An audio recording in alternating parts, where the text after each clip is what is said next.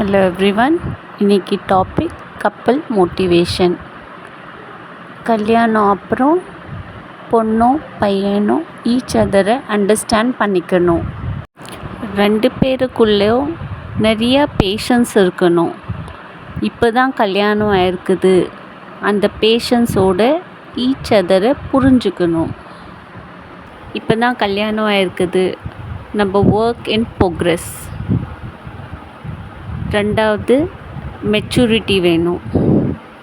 மெச்சூரிட்டின்னா எப்போ பேசணும், எப்போ குவைட்டாக இருக்கணும், எப்போ ஸ்ட்ராங்காக நிற்கணும், எப்போ அட்ஜஸ்ட் பண்ணிவிட்டு மற்றவங்க பேச்சு கேட்கணும், அதுதான் மெச்சூரிட்டி. மூணாவது ரொம்ப இம்பார்ட்டண்ட்டானது, உங்கள் ரெண்டு பேர் நடுவில் மூணாவது மனுஷனை சேர்க்கக்கூடாது. எந்த பிரச்சனை இருந்தாலும் நீங்கள் ரெண்டு பேரும் கம்யூனிகேட் பண்ணிவிட்டு அதை சால்வ் பண்ணிடணும் உங்கள் ரூம்குள்ளே. அது வெளியே வரக்கூடாது. நிறைய டாபிக்ஸ் இருக்கும், உங்களுக்கு ஆர்கியூமெண்ட்ஸ் ஆகும், டிஸ்அக்ரிமெண்ட்ஸ் இருக்கும், உங்கள் ஒப்பீனியன் வேறையாக இருக்கும். ரெண்டு பேரும் ஈச் அதரை புரிஞ்சிட்டு என்ன சொல்ல வராங்க, என்ன சொல்ல போகிறாங்க புரிஞ்சுக்கோங்க, பேசுங்க. கம்யூனிகேட் பண்ணால் தான் நிறைய பிரச்சனைகளை சால்வ் பண்ண முடியும்.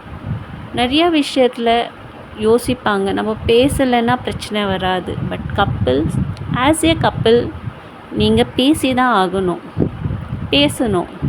ஆனால் மூணாவது மனுஷன் உங்கள் நடுவில் பேசக்கூடாது. நீங்கள் ரெண்டு பேர் மட்டும்தான் தனியாக பேசணும். அப்புறம் கல்யாணம் என்னான்னு புரிஞ்சுக்கணும்.